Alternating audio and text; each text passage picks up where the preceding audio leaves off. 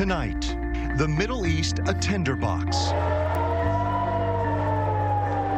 A United States attack on Iran taking out its supreme leader. President Trump telling the Iranian people the country is now in their hands. The hour of your freedom is at hand. The strike raising concerns about a broader conflict. The president says he doesn't want to put boots on the ground. I've never seen anybody surrender to a jet plane. Igniting intense reaction across the country as well as here at home. It's authoritarian behavior. Like, let's just call it what it is. And the implications could affect your wallet. Good evening, everybody. I'm Casey Stiegel. The president and Israeli officials say a joint attack on Iran early this morning killed the country's reigning supreme leader and some of his family. Tonight, the New York Times reports that one of the Ayatollah's daughters, his son-in-law, and one of his grandchildren are among the dead. Now, President Trump says that the assassination now gives the Iranian people their, quote, greatest chance to take their country back. The Israeli military says it targeted multiple Iranian leaders in the opening attacks. The Iranian military is threatening a, quote, severe and regret-inducing punishment. That included the compound that served as the supreme leader's living quarters and offices. Satellite images appear to show significant damage to the complex. Iran, within the last few hours, officially confirmed the death through state media. Ali Khamenei has been near or at the top of the political power structure since the beginning of the Islamic Revolution. Khamenei was president of Iran from 1981 to 1989. The 86-year-old has been the supreme leader of that country since 1989. More on the important history for better context in a moment. But first, today's escalation. This is brand new video released not long ago from U.S. Central Command. Fox News reports the U.S. carried out nearly 900 strikes in the first 12 hours of this operation. More than 200 people were killed in Iran and nearly 800 more were injured in the initial salvo. Iran fired hundreds of missiles at U.S. facilities in Arab nations in response. Now, so far, there have been no reports of American casualties, and the damage to U.S. infrastructure is minor. The operation, though, could last several weeks. This evening, the Israeli military says it began a fresh series of strikes targeting Iran's missile and aerial defense systems. President Trump has not made any new public statements tonight, but here is what he shared shortly after the initial attack today. We're going to destroy their missiles and raise their missile industry to the ground. It will be totally, again, obliterated. We're going to annihilate their Navy. We're going to ensure that the region's terrorist proxies can no longer destabilize the region or the world. Here is a look inside the Situation Room at the White House during the strikes, which the Trump administration has codenamed Operation Epic Fury. Now, we just heard moments ago that the head of Iran's Revolutionary Guard was also killed in that attack. The president, the vice president, Trump's chief of staff, and Secretary of State Marco Rubio were all in that room. Rubio canceled a planned trip to Israel that was set to start on Monday. We want to take you live now. This is a live look at Tel Aviv, Israel, where it is a little after 5 a.m. Sirens have been going off periodically all night there. Iran's military has threatened additional strikes, which could happen at any time, targeting Israel and United States Mideast bases. Now, earlier today, at least one missile penetrated Israel's so-called Iron Dome defense system, causing damage to buildings in the city. At least one person was killed. Here, in fact, is a better look at that damage right in the heart of Tel Aviv. This video shot by Fox News Channel's Trey Yingst, who is reporting there on the ground. First responders have been digging through the rubble of the strike site, searching for the injured. Israeli media is now reporting at least 20 people were hurt. Many were treated on the scene, but at least one person said to be in critical condition. Dubai and the neighboring United Arab Emirates also struck by Iran's retaliatory fire. Debris from an intercepted Iranian missile hit a luxury hotel there, causing an explosion and then a massive fire. Witness video showing the flames from the posh hotel. At least 4 injuries were reported. Iranian forces also targeting Abu Dhabi, killing 1 person. The White House says this mission is focused and measured, but a retired Marine two-star tells me the chessboard is a whole lot bigger. Retired Major General Jim Williams predicts taking out targets from the air is just the beginning. He says what happens next matters just as much. Look at this as a multi-phase operation. Now, whether the Pentagon wants to do it that way, that's another discussion we can probably have. But this is phase one. Phase one is to put that signature down. We are signaling regime change. What you have in Iran is a multi-leveled regime. You got to think about the secret regime service, if you will. These are the non-uniform sort of people that go around and maybe discipline people to comply with the regime. Then you have the military, and then you obviously have the Ayatollahs, and they represent the Supreme Council. Can you outline for me some of the military objectives when you're dealing with a large-scale operation like this? The president has made it very clear this could last for days, and this isn't a short-term deal. Right.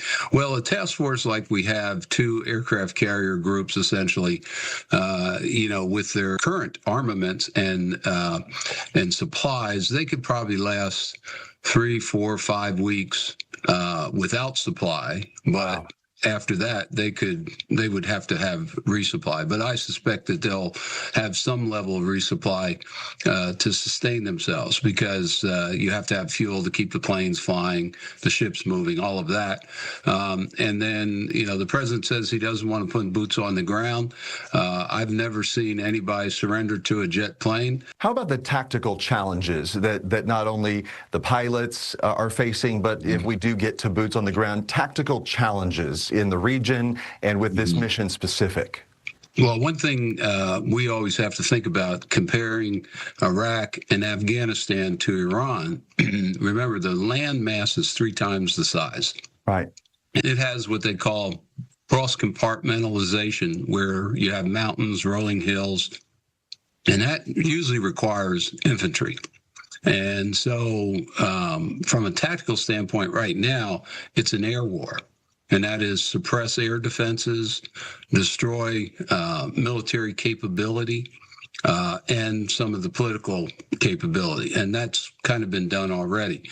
Now, the question is, do we have a human intelligence network that can actually help those who want to resist?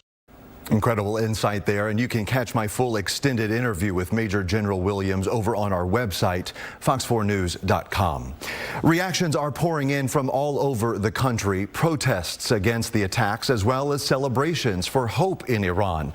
Washington, D.C. saw people marching near the White House. They are calling it to stop the war on Iran rally. Now in California, many rallying in support of the Iranian people to take back its government. Some gathered in downtown Dallas as well. Fox 4's Vanya Castillo heard from some of the demonstrators here in Dallas and joins us with a live look. Hi, Vanya. Hi, Casey. Yeah, demonstrators united in the idea of democracy and freedom for Iranians, but conflicted in how to get to that and what U.S. involvement should look like. The Iranian people have been looking for freedom and democracy for decades. News of the joint U.S. and Israeli strike in Iran came early Saturday morning. That news was met with a mix of hope and worry for Iranian Americans in North Texas.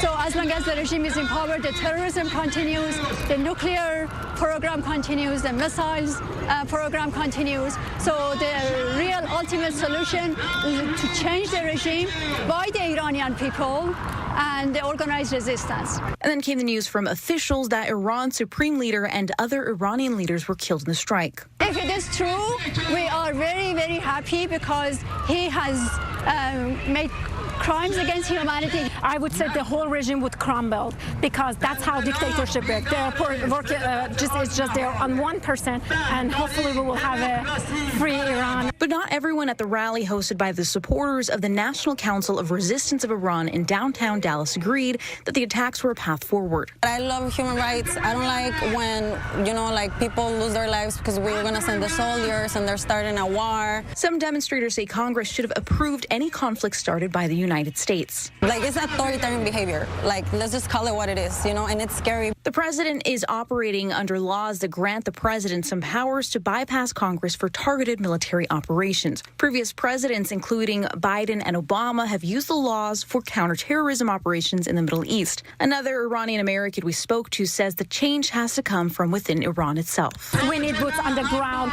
to overthrow this regime, but that's just a responsibility of Iranian people, not outsiders.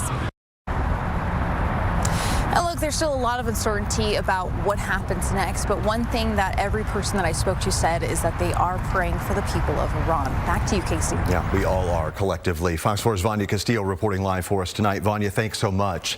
According to the website Gas Buddy, gas prices could start to go up starting as early as tomorrow. It's expecting oil prices could jump to above $70 a barrel. That is because shipments through the Strait of Hormuz, which connects the Persian Gulf to the Arabian Sea, have already been suspended. About 20% of the world's oil goes right through that waterway. Gas Buddy predicts the national average for a gallon of gas could top the $3 mark by Monday and jump another 10 to 15 cents over the next couple of weeks. To better understand what is happening in Iran, you have to look through the lens of its history.